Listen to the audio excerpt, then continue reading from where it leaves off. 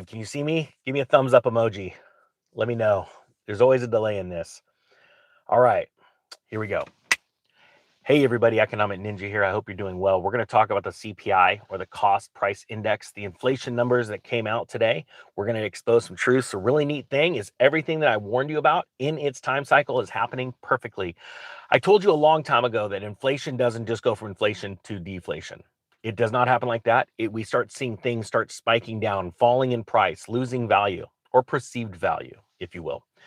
And then ultimately everything implodes. Now, some things have imploded, some things have not. I'm going to show you that. One of the things that are coming down rapidly is travel and leisure. I've talked about that about a year and a half, 2 years ago, that you were going to see that as the second wave of the deflationary process. And we're going to talk about that. We're going to talk about some hidden things in the housing. Most people cannot see the housing crash right now. And hey, I like it actually. It just means I'm in the right spot ahead of time, because there are markets around the country that are dropping. And I'm going to do some videos in the next couple of days showing you exactly which markets and the percentage they've fallen. And it just sounds it's so funny to me that there are people around the country go, well, not in my town. I'm like, I don't think you understand this about crashes. Economic crashes don't care about your town. Just so you know, wherever you live, if your neighbor just sold their house, even though there's no other homes for sale, and you can't figure out that since it's the only house, there is a sucker born every day and somebody bought it. I don't care, and the economy doesn't care. The Great Depression didn't care if your town was doing fine and the other town was doing fine. It cared about the big towns. That's what took down the markets in the Great Depression, the money centers, where a lot of money and commerce, and it takes out the whole country. So there are some people, and they're very few, especially on this channel, that just have zero clue about what's going on right now. And what's really cool about that is that you that are preparing and aren't scared and actually are foaming at the mouth and excited about this. Oh, and I'm going to address that in a second too. Have lots of time. And when I say lots of time, I mean, we are right in the midst of the world figuring it out, the sheeple figuring it out. But another thing I want to say is there's some people that I've seen when I'm talking about foreclosures, like, I can't believe you take advantage of someone's downfall. Just, I'm the guy on the internet screaming to the rooftops that everything's crashing, and people like you aren't helping because you have no clue. And it's okay. I'm not offended. I like it, because the people that have no clue are going to only add to the available properties that we can pick up. And I'm going to be honest with you. It's either going to be me and you, Ninja Nation, or the banks. So what would you like? Would you like another human being that's got morals, ethics, and compassion and trying to help people pick up these homes in foreclosure from the people that had no concept, no clue, or didn't care, just ran right headlong into a wall? They're called foolish people. You can't change those people. You can't even argue with them, because if you argue with a fool, you become a fool. So I, along with how many of you right now, type 1 if you are a compassionate person, but also understands that this is a slow moving freight train wreck and you are going to capitalize on it. You're not going to let the banks capitalize it. Type 1 if you're one of those people. Type 2 if you're one of those people that are compassionate. Don't do anything about it. It's all talk, no action. So it means nothing. But you want to, you just help humanity by your words. Just, well, somebody should help them. It's called liberal. All right, here we go, guys. All right, so out of Zero Hedge, this is the CPI rebounds in July's Fed favorite inflation indicator remains quote unquote sticky. Now, I've told you this before. I'm going to say it again. Fed's not done raising rates. I don't care about all this soft landing crap. It's all a lie. I don't care what you think about, oh, we contained the banking problem. Just so you know, Ben Bernanke said the exact same thing about the mortgage-backed security crisis in 2006. Actually, it was around May or June of 2006. He came out on CNBC and said, we have contained the mortgage crisis. How do you feel about that? And there are a lot of people, probably the same people today, that believe the current Federal Reserve Chairman and, Jamie Dimon and the Treasury Secretary, believing all of them, saying we're going to have a soft landing. They're probably the exact same people that believed Ben Bernanke back in 2006. Oh, yeah, and then there's a crash. Just like the same people that believed Janet Yellen in 2017 says we will never, ever see, and this is when she was the Federal Reserve Chairman. Sort of big deal. We will never see a banking crisis like we did in 2008 again in our lifetimes. Oh, yeah. Wrong again. But hey, you got the Ninja to be able to remind you all this stuff. Dang it, Ben Bernanke and Janet Yellen said, dang Ninja, just reminding us of our own words. Whatever, don't worry, Janet and Ben. Most people aren't paying attention. Ninja Nation's paying attention, though, and there's a lot of them. That's okay. Hey, if you're part of Ninja Nation, type 3 in the comment section.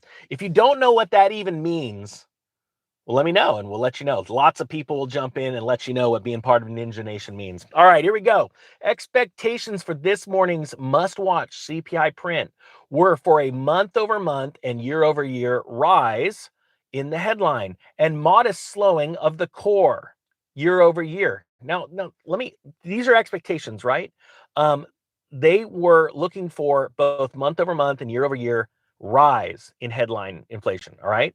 So that's interesting because for so many, I don't know, months and months and months, these people have been expecting to have inflation drop, but now their expectations are a little bit more realistic. Like, oh, we're expecting rises, especially year over year, right? But month over month, we're expecting a rise because then hopefully they're surprised the downside.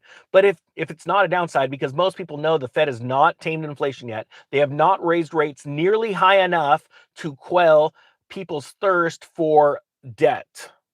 All right. When you make debt so expensive and so hard to get, then they stop. But the Fed has not done that yet.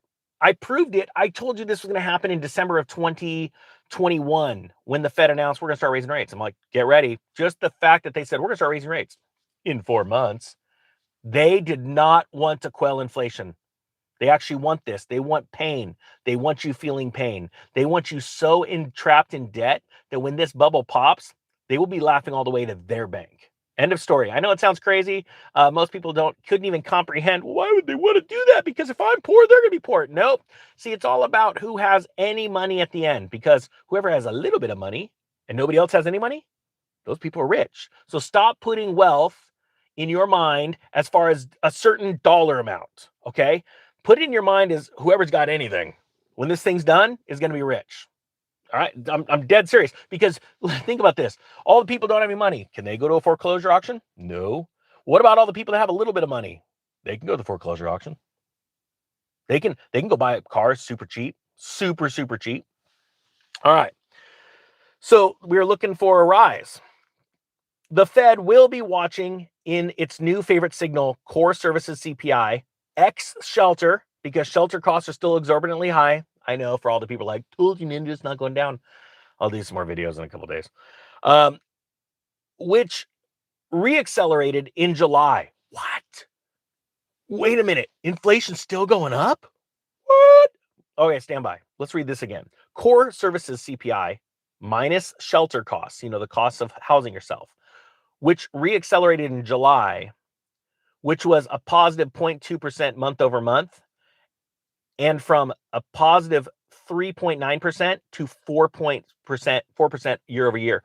That's normal. Year over year rise right now in this type of cycle, of inflationary cycle, even with the Fed raising rates, is expected, right? Last year was much lower and actually not that much lower. It was 0.1%. That's expected, but monthly rose. Now, the kicker, next month's going to be even better. Why? Because oil, and I told you this, we're about to experience a energy and food hyperinflation in the next couple of years. And so within the next couple of years.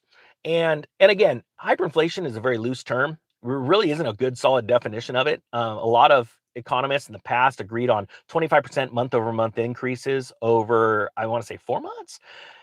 We've seen 400% rise in the cost of eggs. So eggs have hyperinflated, but we're going to see, by and large, average food prices hyperinflate for a period of time, and energy. Okay. Well, it's starting. All right, here we go. The headline CPI rose 0.2% month over month in July, as expected. We expect the Fed not to do their job. We're economists and we went to college, and we're just saying right now, keep paying our bills and paying us our high wages, even higher because inflation's going up. And hey, we expect inflation to keep going up. Isn't that crazy? That means the Fed has to keep raising rates. But then the same economists are out there going, the Fed's going to slow down rates because we're going to hit ourselves a soft landing. Just ease on in. Sorry, I got to do that voice. Would you look at that? Would you just look at that? Federal Reserve not doing their job. The same as in June, pushing the year over year up 3.2%. So the Fed, even with what I'm going to tell you, dropped.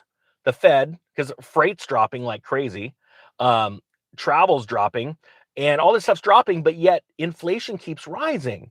The Fed keeps raising rates. Wasn't that crazy in June when they paused? And I said, it's just a pause. They just didn't want you to see how bad the banks were hemorrhaging money. So the banks needed a 30-day reprieve. So then, because the banks' borrowing costs are going up so much, their margins are getting squeezed super, super tight. Type 4, if you understand what I'm talking about. Out of a 90-day block, a quarterly earnings, the Fed goes, you know what? If we hold off on raising for just the month of June, what's going to happen is now they only have 60 days of bad data. We're going to have some rallying in the markets and all that kind of stuff. They're going to be able to capture those gains, the banks, and then their Q2 quarterly earnings will come out. Was it 2Q? I'm blanking out. But anyway, that quarter is going to come out real nice. Real nice. Yeah, quarter two. Whew. Anyway, sorry it's early. All right. It says today's increase in CPI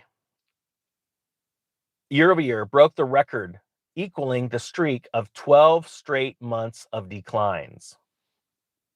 Well, that just sort of makes sense because on a year basis, a time block, when the Fed's having to battle interest rates, inflation, as inflation's going up and they're raising rates, it's going to cause inflation in and of itself. And the reason why is because as borrowing costs get expensive and companies still want to build, companies still want to expand, human beings want to try and buy things and still live their lives, go on vacation, and things get expensive. You have a parallel inflation going on because of rates going up. I hope you guys understand that. And so for a time being, interest rate increases actually exacerbate inflation. How's that for technical? And so, but then there's a breaking point. Now, the breaking point has already started. However, because the Fed is their lackluster attempt to quell inflation because it's going so slow, so long of a period, because it's actually the plan, it's going to break off in little chunks, not as fast as some would hope. But actually, I think this is way better because you start to really get an idea. And let me know down in the comment section, say I am one of those people that never could comprehend this until I was able to explain it to you maybe 6 months ago or a year ago. And then you're seeing the events. That's why I started the channel. And that's what my whole thesis was. I want to take you through this crash. And so you can experience the understanding and knowledge building time that I lived through in 2006 to 2010 when I sold all my homes in 2006, warning everybody, and then watching the aftermath from 2008 to 2010. Right. And I'm going to take you through that entire thing. We're going to literally be buying houses, buying cars. We're going to be living up like it's 1999. Why? Because you're going to learn from all the mistakes that I made. Even though I called it and I knew it ahead of time and sold my houses, I didn't go and buy that winery. I didn't go and buy all those massive homes in 2010 for a handful of reasons. I still made lots of money, but not at the level I wanted to make. And so I want to be an example to you guys and walk you through all of this stuff. All right. So we're at a 12. We're right now breaking a streak of 12 straight months of declines on the year over year numbers. All right. Now we just broke that streak. This is going to wake so many economists and investors up. Core CPI rose 0.16% month over month, and year over year growth in prices slowing to 4.7. Now, let me dive into some of these technicals. Okay, check this out. Let's take a closer look at the numbers. It says this is month over month. The index for shelter was by far the largest contributor to the monthly all items increase, accounting for 90% of the increase in inflation, with index for the motor vehicles insurance also contributing. So we've done stories about auto insurance and homeowners insurance. That's its own story. Now, this is what you need to understand. By and large, the entire country has elevated housing costs. It has for a while from both rents and home prices. Here's the problem. We are already seeing crashes. Austin, Los Angeles, San Francisco, Coeur d'Alene, not Coeur d'Alene, Boise, Idaho, certain places in Florida. We're seeing it all over. Double-digit drops in prices. All right. But by and large, the country is still expensive, right? The reason why is everybody is locked in. They're prisoners in their own home. That's not good. And I'm going to do a special video about the wealth effect and being in prison. I'm going to do a little whiteboard series, I believe, sometime this weekend, if I can, and tell you how this is not good because the wealth effect is no longer there in homes because no one can access their wealth. They can't afford the higher interest rate to borrow against their home to grab that wealth. So everything has now come to a grinding halt. So I don't care what housing costs are. We're crashing right now. And that's if you can see the crash because of the mental crash that's happening in homeowners' minds right now and where they're at mentally, then you're going to make money. If you can't see that, well, then you're just going to just wait for CNN to tell you when it's happening. All right. The food index increased 0.2% in July after increasing 0.1% in the previous month.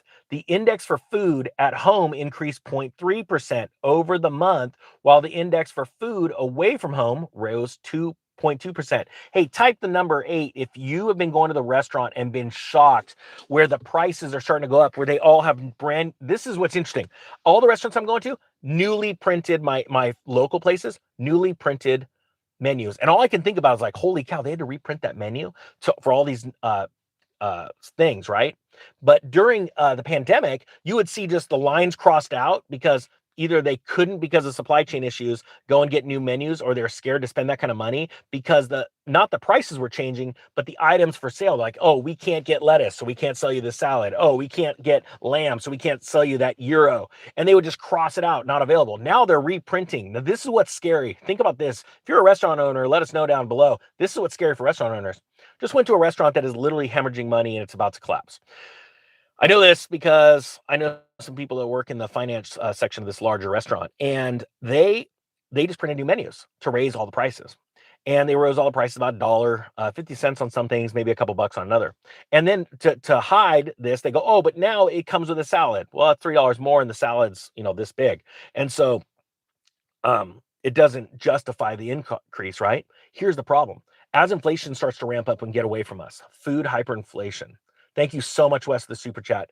I want to be in Florida right now fishing. My point being is that as food starts to ramp up, every month or every week, and then eventually every day, they're going to have to increase these prices. They won't have the money to even print the menus. It'll be going to just lining out things. All right, that is coming. That's not to scare you. This is economics. This is what happens when you go rogue. The government is literally selling bonds like madmen right now, and you don't even see it. Why? Why are they printing bonds yielding X amount of percent right now as of just slow rolling it? It's because they know where inflation's going. They know where rates are going. Grab that money now and buy as much stuff as you can and stockpile. That's what the government's doing. All right, here we go. It says here the energy index rose 1% in July as major energy component indexes were mixed. So here, right here, the ninja's right. We're seeing food and energy rise. All right, let's keep going. The index for all items less food and energy rose 0.2% in July as it did in June. Indexes which increased in June include shelter, motor vehicle insurance, education, and recreation. Now, let's separate recreation from something else here. Okay, here we go. The indexes for airline fares, used cars and trucks, medical care, and communication were among those that decreased over the month. This is exactly what I've been talking about. We are seeing deflation in certain aspects. Why airline fares? Because more people are choosing to drive down the street to go on vacation or a staycation than fly somewhere. They don't have the money. So in order to sell tickets and fill up seats, the airlines have to lower rates. Easy. Uh, Cars and trucks. Everyone keeps telling me, hey, vehicles aren't lowering down. No, the dealer you went to are morons. They don't see the big picture. They're not trying to compete ahead of time like what Tesla did last year by rapidly dropping prices prior to all the other EV manufacturers and grabbing market share as fast as they can. They're not thinking. But by and large, cars and trucks are starting to fall off a cliff. I'm actually filming the Auto Trader Pro class right now to get you guys way ahead of this curve so you save a lot of money in so many different aspects. I'm going to actually come out with that. I'm going to start talking about that course, I think, later today. All right, so let's see here. It also talks about medical care. There are so many people now, just elective surgeries dropping like a rock. If you work at a place that sells elective surgeries, let me know down below what's going on at your office. I'm going to tell you already ahead of time, so many people are not electing to get things done. And it's because they don't have the money. It's crazy. I know people that left working at a hospital to go to an elective surgery center. And I was like, oh, you're going to be in trouble. They left high positions. They don't listen to this channel, trust me. And they won't know. And I said, you're going to be in trouble. And they have no clue. They have zero clue. Whatever. Let's see here. What else? And communication. Communication. Are you buying the new Apple iPhone? Especially now that you really truly know that they decrease your speed over time and take advantage of you and listen to the crap out of you. I can't believe that anyone would have an iPhone. Who's a proud Android owner? Type 10. Actually, no, 11, because 11 is louder in the comment section. I'm an Android guy.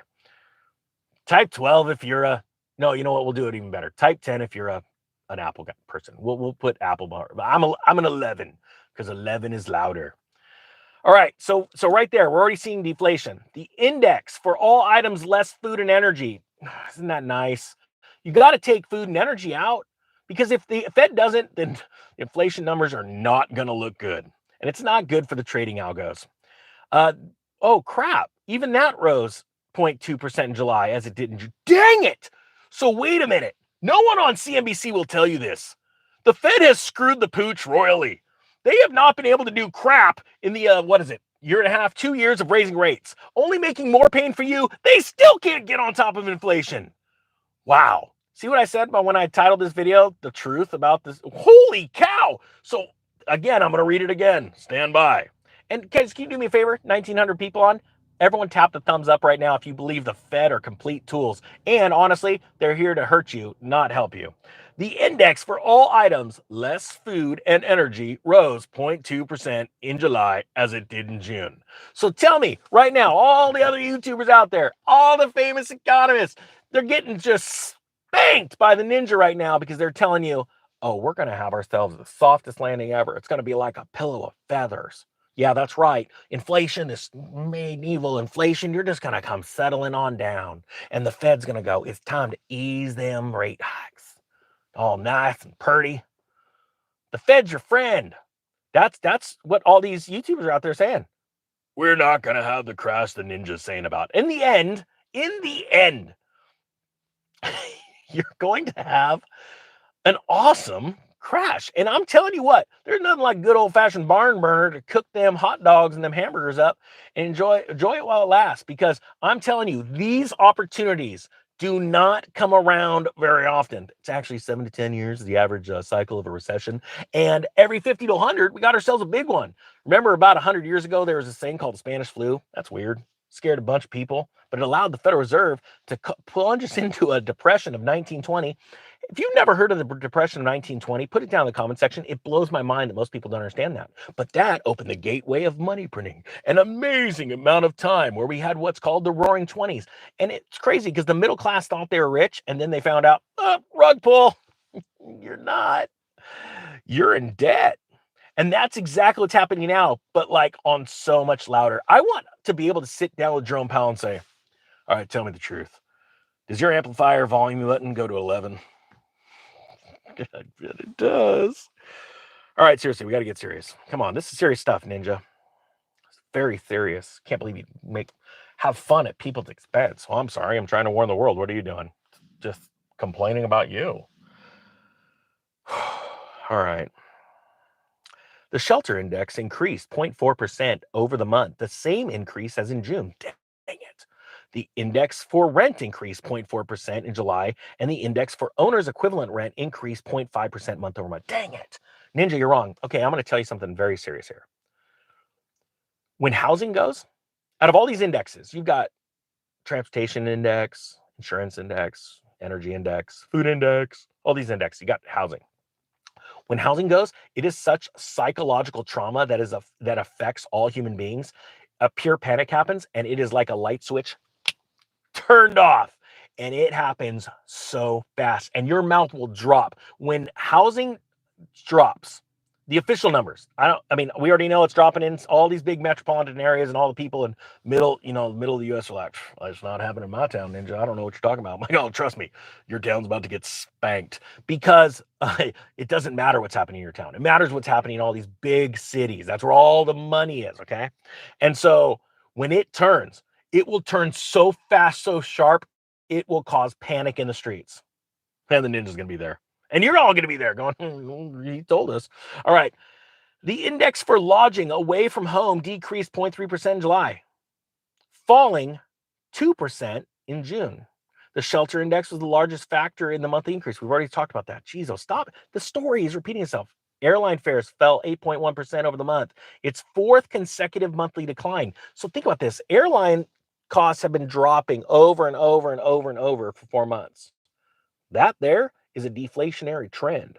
And people need to understand how big of a deal it is. Look, I don't want to bore you for too long, but the point being is that things are getting crappy, and they're getting crappy faster and faster. I've got some really interesting videos coming up about the banks and something really scary about banks and the way they fake deposits. I can't wait to show you that. And a treaty from old 1871. All right, guys, I hope you guys had a great day. We're going to talk later. The Economic Ninja is out.